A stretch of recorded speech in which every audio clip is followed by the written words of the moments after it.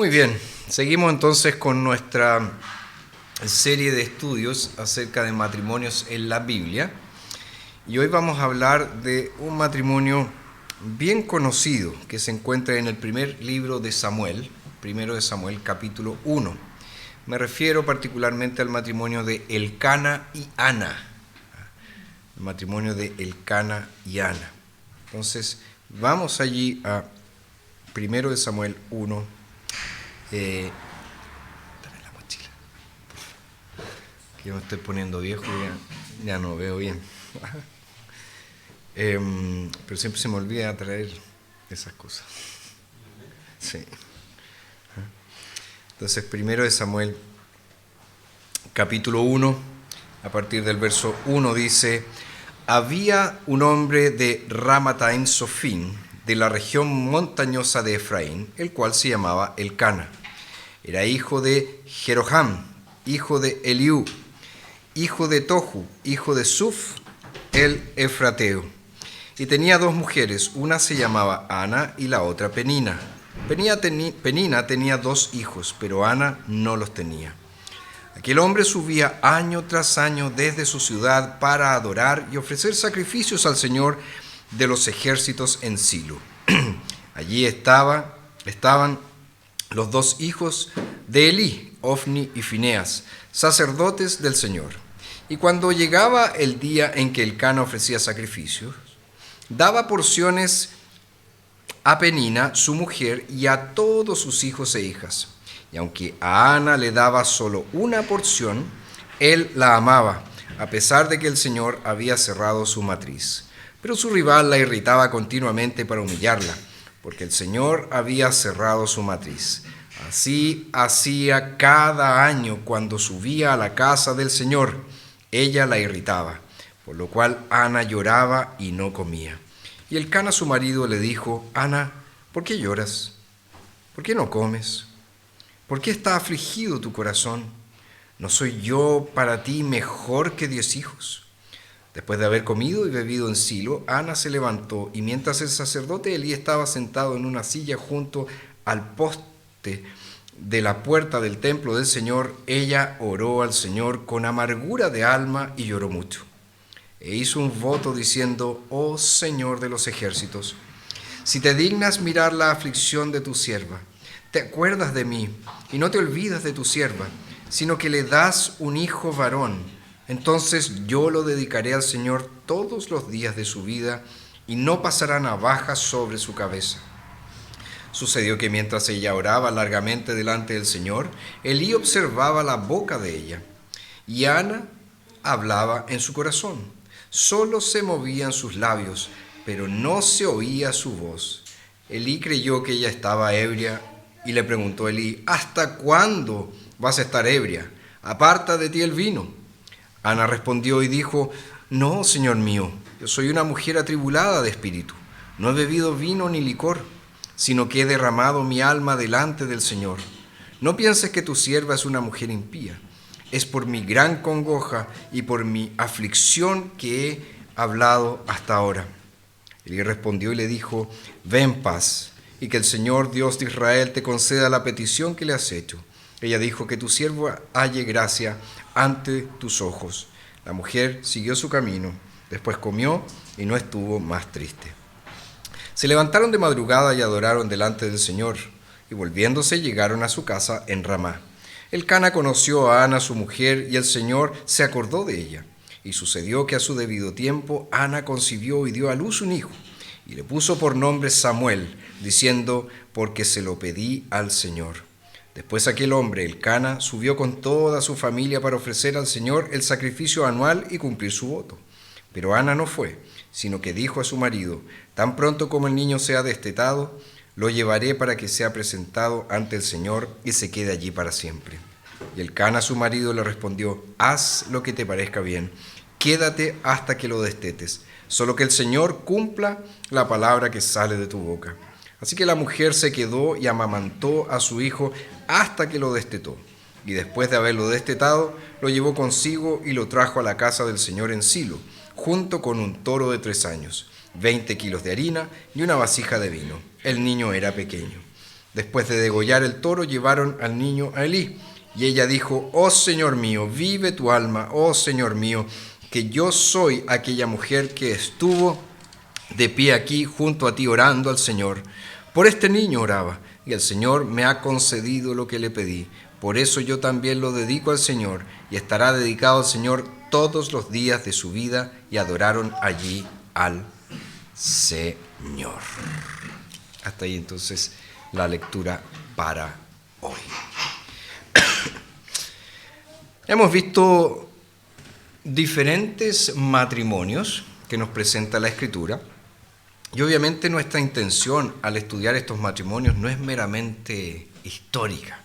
No queremos saber qué les pasó, dónde vivían. Esas informaciones son importantes, pero lo que más queremos rescatar es, mirando el tipo de matrimonios que estos diferentes hombres y mujeres tenían, sacar lecciones importantes para nuestra vida matrimonial, lecciones que son ciertamente transformadoras porque nos ayudan a ver muchas veces esos pecados que hay en cada uno de nosotros, cada uno de aquellos que están casados y que a veces no son claros delante de nuestros ojos.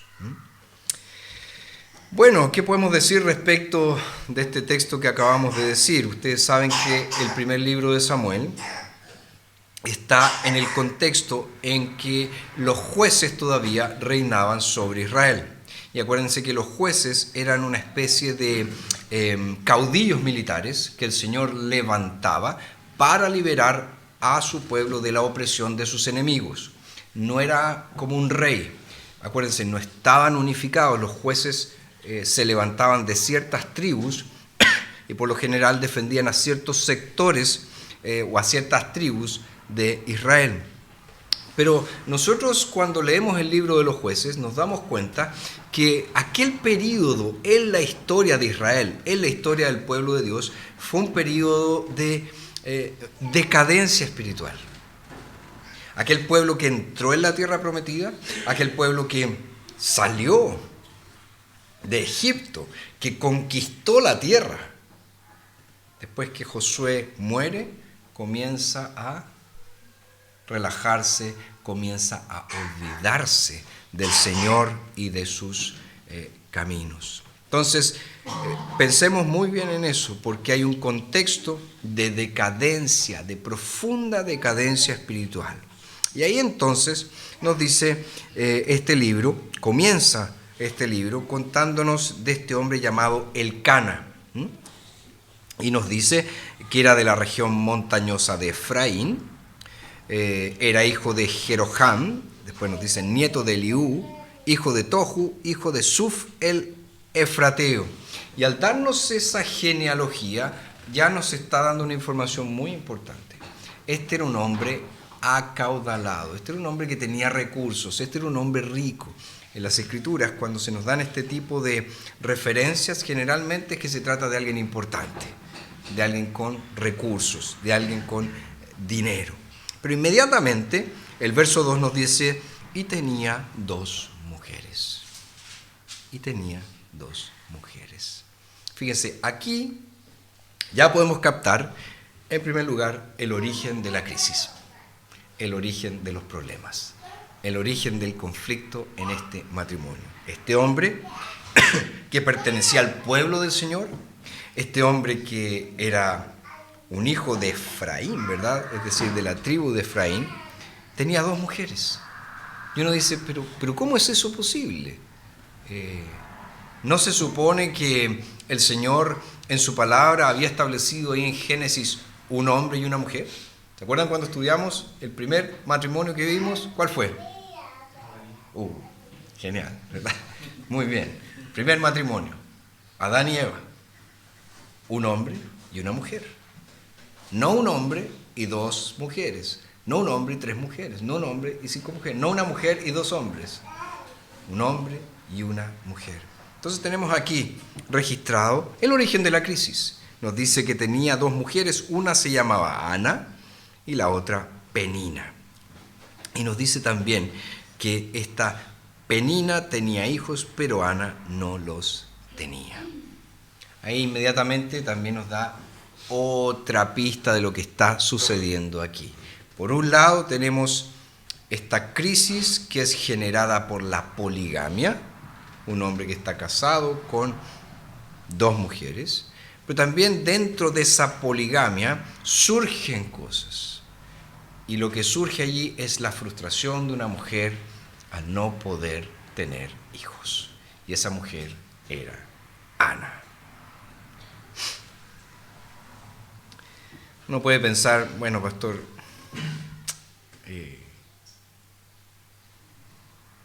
¿qué pasaba por la cabeza de este hombre que se le ocurrió tener dos mujeres? ¿Con una no es suficiente? ¿Por qué dos? Bueno, ciertamente el Cana era un hijo de su tiempo, como nosotros también lo somos. El problema estuvo en que el Cana, él no logró despojarse de aquellas costumbres paganas que ya se habían incorporado en el pueblo de Dios. Y eso nos lleva a pensar en cuántas costumbres mundanas nosotros tenemos y practicamos en nuestros propios matrimonios. ¿Cuántas cosas que son del mundo tú ves en tu relación matrimonial? Planes que son mundanos, tratos que son mundanos, prácticas que son mundanas. ¿Cuántas cosas hay en tu matrimonio que tú puedes decir, realmente esto no es del Señor, esto es del mundo? Y yo lo he incorporado a mi vida matrimonial como si fuera lo más normal. Ciertamente el Señor en Deuteronomio, Él espérense que hay alguien aquí hablando. Ciertamente había, en Deuteronomio el Señor había regulado este asunto de la poligamia. Y es muy curioso que ya en Deuteronomio Él habla de una mujer que es amada y la otra que es despreciada. Porque ¿no es verdad que eso puede suceder en ese tipo de relaciones? Una que sea más amada que la otra, una que sea más apreciada que la otra. Ojo, esa no es la base o no es la razón por la cual Dios estableció que fuera un hombre y una mujer. Pero sí explica el por qué se producen estas diferencias en este tipo de relación. Dios no lo diseñó para que fuera así. De hecho, los mormones, ¿verdad?, que dentro de sus prácticas, un mormón puede llegar a tener 4 mujeres. Un hombre mormón, no una mujer. Yo no veo ninguna feminista alegando por esas cosas, pero bueno, pueden tener 4. Y es muy curioso que se llaman a sí mismas hermana esposa. Así son consideradas ellas, hermanas esposas. Bueno, la poligamia nunca formó parte del diseño de Dios y jamás lo formará. Y es por eso que nosotros debemos mantener santo nuestro vínculo matrimonial. Un hombre no puede estar mirando a otras mujeres, deseando a otras mujeres. Una mujer no puede desear a otros hombres. Necesitamos mantener puro el vínculo matrimonial. Pero vemos también que en ese contexto de poligamia entonces surge esta gran crisis, que es que Ana no podía tener hijos, pero Penina sí los tenía. Fíjense lo que nos dice el verso 3. Esta información es interesante e incluso un poco choqueante. Dice, aquel hombre, el Cana, subía año tras año desde su ciudad para adorar y ofrecer sacrificios al Señor de los ejércitos en Silo. ¿Se dan cuenta lo que sucede aquí? Este es un hombre realmente devoto, pero que es polígamo. ¿Por qué quiero destacar eso? Insisto, por lo que ya dije. Hay cosas que nosotros hemos incorporado en nuestra vida, que son cosas del mundo, que no nos provocan ningún problema con nuestra fe. Y eso es peligrosísimo. Cuando mi mente, cuando mi corazón están cauterizados, cuando ya no siento dolor por hacer las cosas que son contrarias a la palabra de Dios y sigo practicando mi fe, sigo viniendo a la iglesia, sigo haciendo todas las cosas, leyendo mi Biblia, orando. Ahí hay algo muy, muy mal. Cana entonces era un hombre religioso, pero que vivía con este pecado que arrastraba y que produjo tanto dolor en su familia. Ahora también el texto nos dice que este hombre, el Cana, amaba a Ana. Él amaba a su mujer Ana.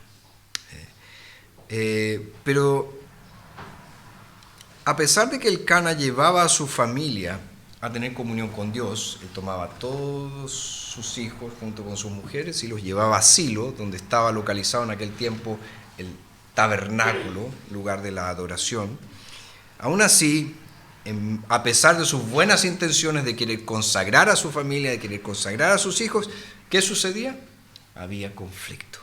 ¿Conflicto por qué? Ya vimos, por este antecedente de la poligamia que nos revela la incorporación de muchas costumbres paganas en la vida de este hombre religioso, en la vida de este hombre devoto, en la vida de un hombre que sí, quería llevar a su familia a la comunión con Dios, pero que había mucha inconsistencia en su vida.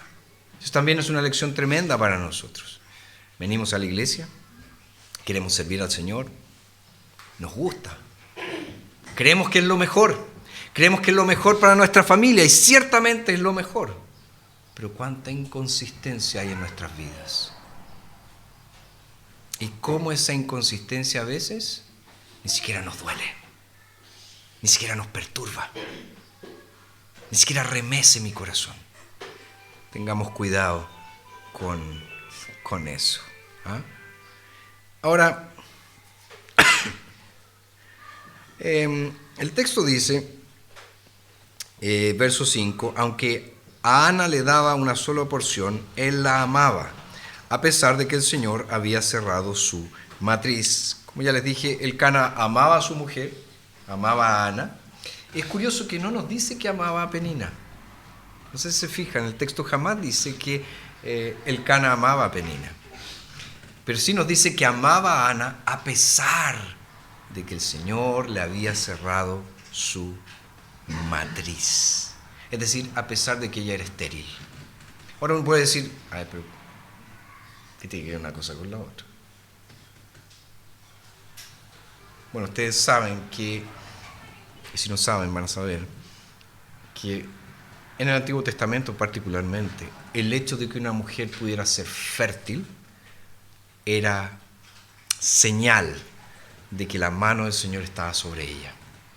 Y el hecho de que una mujer fuera infértil significaba que estaba bajo el juicio y maldición de Dios. La infertilidad no se veía en aquella época como un problema físico, como alguna enfermedad. Se veía como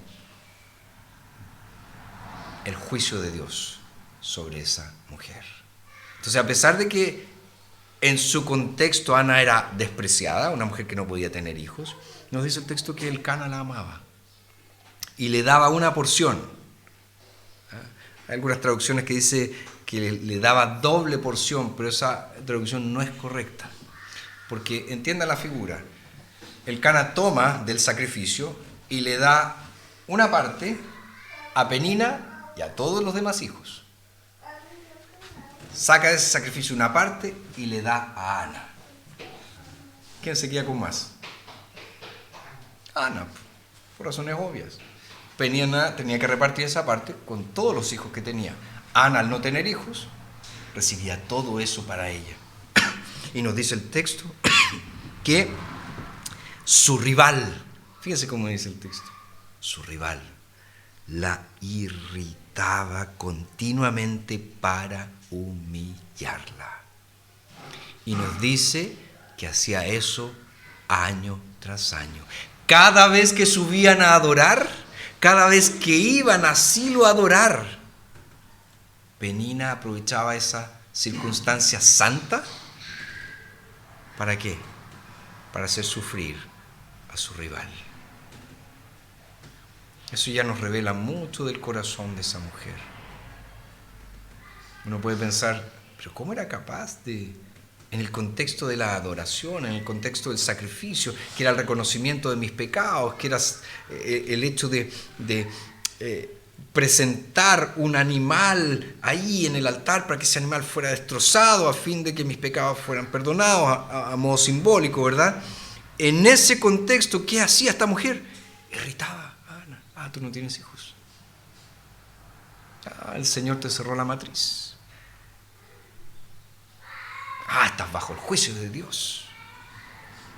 Y nos dice que acontecía continuamente. Entonces, tenemos por un lado la situación compleja, triste, una mujer que no podía tener hijos. Sí, su marido la amaba, pero para ella lo fundamental que era poder tener hijos. Eso le daba valor como mujer en el Israel del Antiguo Testamento. Entonces ella se sentía completamente despreciada. Por otro lado tenemos a la rival, a Penina, que tenía muchos hijos, varios hijos, y que más encima la irritaba. Y en el medio está ahí el Cana, quien tomó esta decisión contraria a la palabra de Dios de casarse con dos mujeres. Hay algunos comentaristas que dicen que probablemente él hizo eso porque Ana, su primera mujer, no le dio hijos, entonces él decidió casarse con una segunda. Independientemente de la razón, el texto no dice eso, pero independientemente de la razón, él hizo algo que no forma parte del diseño de Dios para la vida matrimonial. Entonces tenemos esa información. Ahora, el Cana, con buenas intenciones, le dice lo siguiente en el verso 8. Ana, ¿por qué lloras? ¿Por qué no comes? ¿Por qué está afligido tu corazón? Y fíjense, ¿no soy yo para ti mejor que 10 hijos? Este es un hombre que tenía una opinión bastante alta acerca de sí mismo, ¿verdad? Yo sé que lo que más quieres, mi amor, es tener hijos, pero me tienes a mí. O sea, ¿no soy yo mejor para ti que 10 hijos? Uno podría decir, claro, por un lado, él se preocupó por ella. Uno podría haber dicho, esta mujer que llora, todo el tiempo llorando, todo el tiempo quejando, asume que no puedes tener hijos y se acabó. Pero él fue sensible hasta cierto punto. ¿Por qué lloras? ¿Por qué no comes? Pero ahí la embarra, ¿verdad? No soy yo mejor para ti que 10 hijos. Es una lección tremenda para nosotros los hombres. Nosotros muchas veces somos insensibles con nuestras mujeres. Y nos cuesta, ¿por qué? Porque tenemos otra estructura. Fuimos hechos por Dios de otra manera.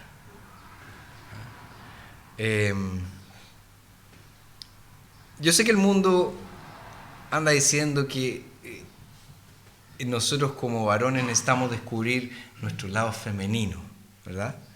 Y como el libro que nosotros estamos leyendo, mi lado femenino se llama Catherine. Ese es mi lado femenino. Yo soy hombre. Y Dios que hizo, nos unió en matrimonio, somos una sola carne. Por lo tanto, mi único lado femenino es ella. Pero eso también me tiene que enseñar a cómo tengo que tratar a mi mujer. Con qué sensibilidad tengo que tratar a mi mujer. Nosotros a veces somos muy ásperos con nuestras mujeres. A veces somos poco delicados con ellas. Entonces, cuidado con eso.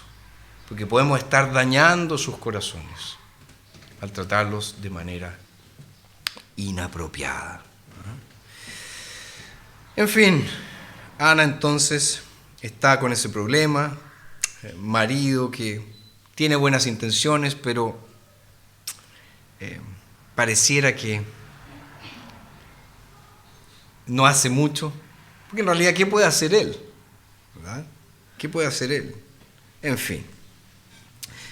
Y aquí vemos después lo que Ana hizo frente a esta crisis, cómo ella enfrentó esta crisis. Y nos dice el texto que ella oró al Señor, verso 10, con amargura de alma y lloró mucho. E hizo un voto diciendo: oh Señor de los ejércitos, si te dignas mirar la aflicción de tu sierva, te acuerdas de mí y no te olvidas de tu sierva, sino que le das un hijo varón, entonces yo lo dedicaré al Señor por todos los días de su vida y no pasará navaja sobre su cabeza. Ana era una mujer que buscaba a Dios en el momento de la crisis. Una mujer que sabía que su única esperanza estaba en el Señor. Las personas en el mundo, cuando enfrentan una crisis, ¿qué es lo que comúnmente hacen? ¿Qué hace una persona del mundo cuando enfrenta una crisis? ¿Qué creen ustedes? Buscan un culpable, ok. Tú tuviste la culpa, o el A tiene la culpa, o el B, o este otro, buscan un culpable. ¿Qué más? Intenta solucionarlo solo. Ok, intenta solucionarlo solo, de alguna forma, ¿no? Yo tengo que darle vuelta a este asunto de alguna manera. ¿Ah? ¿Qué más? Se deprimen, ¿verdad? Se hunden. Personas que se apagan completamente por causa de una crisis. Pero aquí vemos que Ana, ella busca al Señor. Ojo, ella busca al Señor en medio de su dolor. Ella realmente está sintiendo esto. Recordemos, año tras año su rival la irritaba y le recordaba: tú no tienes hijos. Era una forma de decirle: tú no sirves para nada. Tú no sirves para nada. La única razón por la que tú sirves es para tener hijos y no los puedes tener, así que no sirves para nada. Muchas veces Satanás hace exactamente, hace exactamente la misma cosa. Nos dice: tú no sirves para nada. No sirves para nada. Pablo. ¿Cómo se puede tomar el hecho de que eso no es bíblico, es una presión social, ¿cierto? La que ella sentía, o la que todas las mujeres eran infértiles y sentían. O sea, bíblicamente estaba esa señal, ¿verdad? De que una mujer que tenía hijos era bendecida por el Señor. Una mujer que no lo tenía estaba bajo la maldición de Dios. Era bíblico. O sea, ella podía afligirse por eso. Sí, ciertamente, podía afligirse por eso. Ahora, el punto es que ella entendía también que era el Señor de quien dependían todas las cosas. Por eso ella va y busca al Señor. Ella no está deprimida, sí, pero ella no se hunde al punto de quedar inactiva. Tampoco ella intenta solucionar por sí misma la situación, porque ella no podía.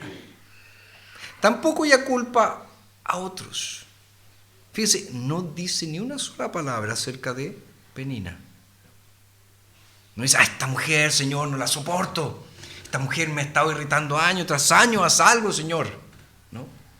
Ella dice: Señor, si te dignas mirar la aflicción de tu sierva y te acuerdas de mí y no te olvidas de tu sierva. Ese es un tipo de expresión muy, muy clara que nosotros vemos en el Antiguo Testamento. Señor, acuérdate de mí. Ahora la pregunta es: ¿será que el Señor alguna vez se olvida de nosotros? No, ¿verdad? Pero a veces se siente como si Él se hubiera olvidado de nosotros. A veces pasamos por esa desolación de pensar: no, el Señor ya no se acuerda de mí. Pero el Señor siempre está recordándonos, siempre estamos presentes en sus pensamientos. Es más, los hijos de Dios están presentes en la mente y en el corazón de Dios antes de la fundación del mundo. ¿Te das cuenta de eso? Lo que eso significa. Antes de que todo fuera creado, tú ya estabas en la mente de Dios y en el corazón de Dios. Entonces ella ora. Y sucede aquí también que mientras ella ora, este súper sacerdote, Elí, digo súper porque si seguimos estudiando el libro nos vamos a dar cuenta cómo era, los tipos de hijos que tenía, terrible, le dice, estás borracha, abandona el vino, abandona el vicio. O sea, sumada a esta profunda aflicción de no tener hijos, más su rival que le irritaba, viene este hombre de Dios y le dice, córtala de andar tomando. Pero ella responde con una total sumisión.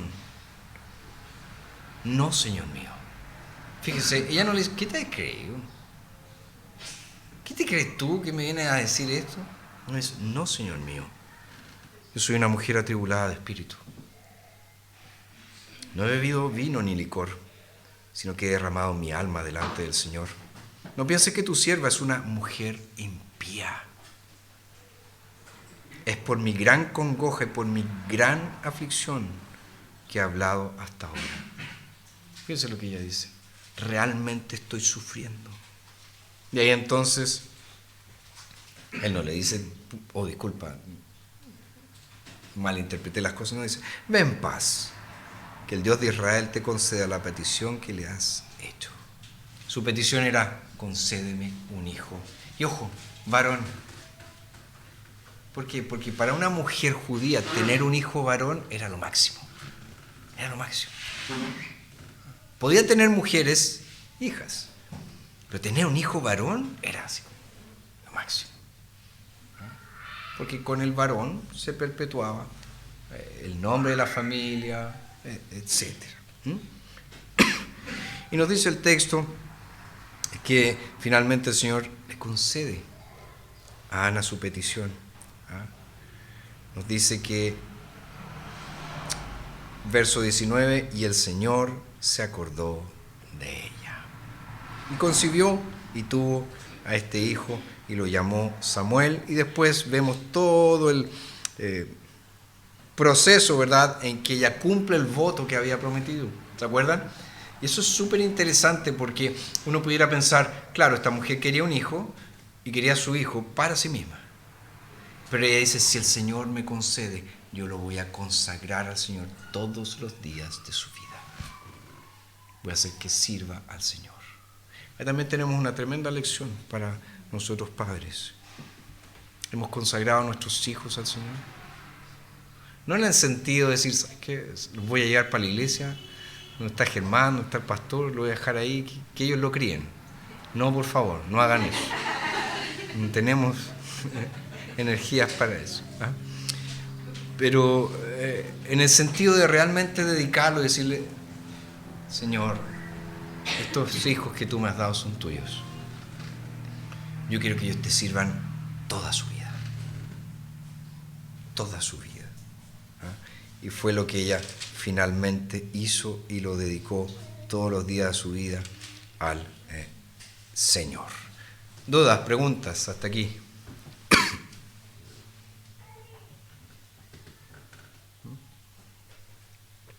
¿Algún comentario? Sí. Con respecto a lo que dijo que uno quizás pueda tomar cosas del mundo y traerlo al matrimonio, un ejemplo de eso, ¿cuáles podrían ser? Por ejemplo, los roles en el matrimonio. Nosotros vemos en el mundo muchas familias que son bicéfalas, tienen dos cabezas. Manda al hombre hasta cierto punto, manda a la mujer hasta cierto punto.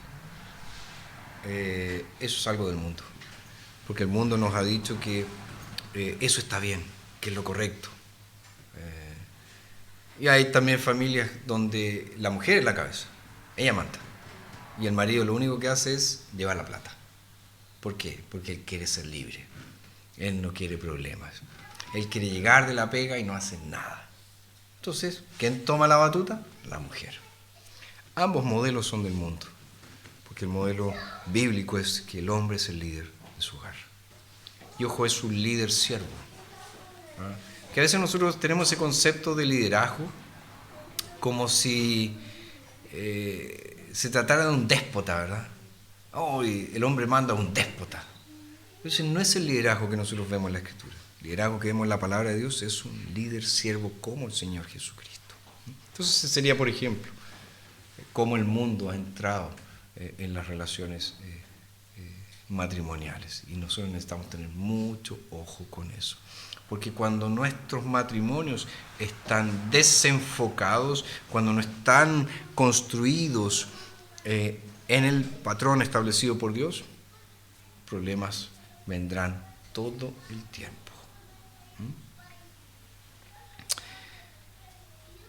¿Alguien más? ¿No? Ok, ya caminando para el final. ¿Qué aplicaciones podemos sacar de este matrimonio? Bueno, en primer lugar, aquí vemos una crisis grande. Hay una crisis grande, hay un matrimonio que está en crisis.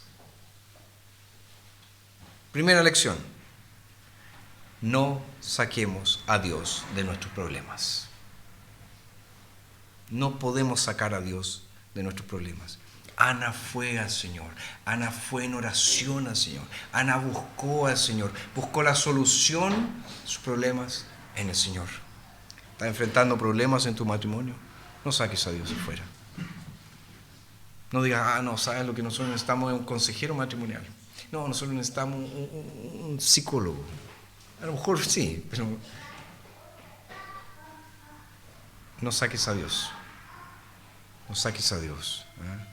Cuando surge alguna desilusión en nuestro matrimonio, cuando surge alguna dificultad,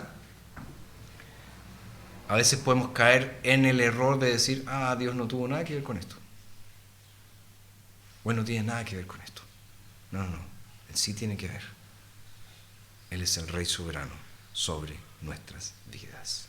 Entonces, primera lección: no saques a Dios de tus problemas.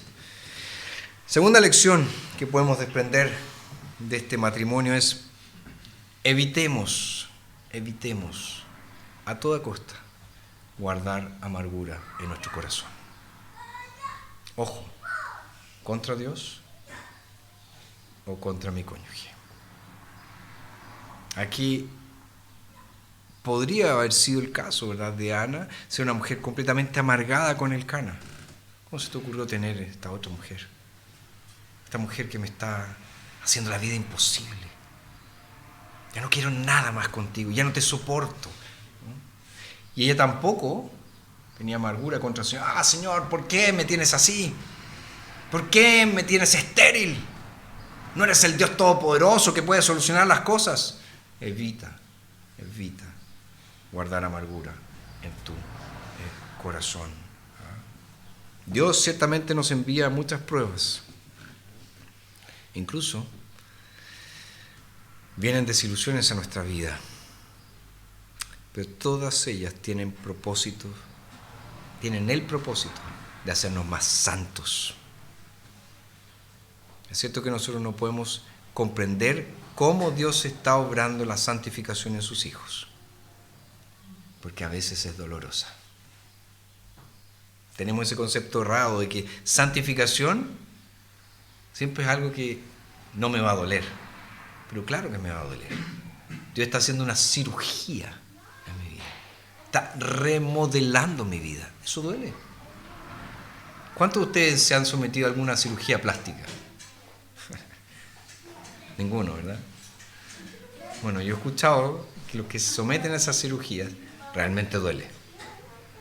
Se están ajustando. Realmente duele. Y la tercera cosa, muy relacionado con las dos anteriores: evita, en medio de la crisis, renunciar a Dios. Evita, en medio de la crisis, renunciar a Dios. Fíjense, Ana es una mujer que se negó a renunciar a Dios. aún así, a pesar, de que Dios no alivió su decepción durante algún tiempo. No sabemos cuántos años Ana oró por este hijo. Sabemos cuánto tiempo oró, pero nunca renunció. Tal vez tú has dicho, ya basta esto, matrimonio, se acabó esto. Ya no da más. Date cuenta que con eso estás renunciando a Dios. Estás diciendo, el Señor no va a hacer nada santo de esta porquería. Pero Dios hace santos de porquerías como nosotros. Eso, dudas, preguntas, comentarios finales. Yo, Carla. sí, bueno, lo que más yo creo que lo más lindo de esta historia es como conocer la vida de Samuel, como él fue desde el comienzo hasta el final. Uh-huh. Y es como, bueno, para nosotros las mamás sería como lo ideal, o sea, como lo ideal que esperamos para nuestros hijos. Y lo otro que también me llamó mucho la atención del texto es cómo él respetó como la opción que ella tomó, porque me llamó la atención que ellos iban a ir a adorar y ella pidió como tiempo y él como que la respetó en su deseo que ella quería en su maternidad. Porque lo encuentro extraño para esa época. Y porque también él pudo haberle dicho, no sé, Dios, tenemos que ir a Dios en primer lugar, pero él como que la respetó e hizo caso al deseo que ella quería. Sí, ciertamente.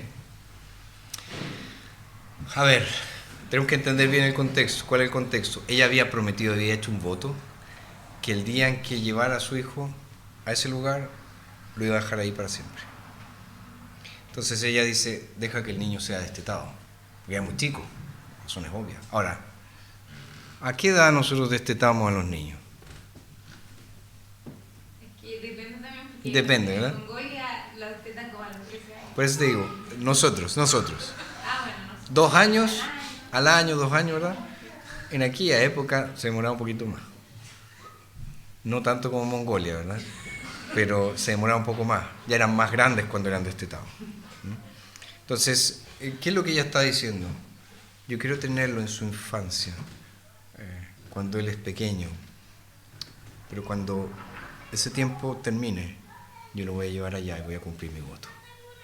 Y eso es lo que entendió ciertamente el Cana. Sí, es muy perceptible lo que tú dices. Él no dijo, no, ¿cómo se te ocurre? Vamos, tenemos que ir ahora. Pero ella entendió que su mujer tenía razones santas para la decisión que estaba tomando. Eso es súper importante también. Razones santas. Porque en nuestro matrimonio yo puedo tomar una decisión y quiero que mi marido me respete o que mi mujer me respete. Pues no, una decisión santa.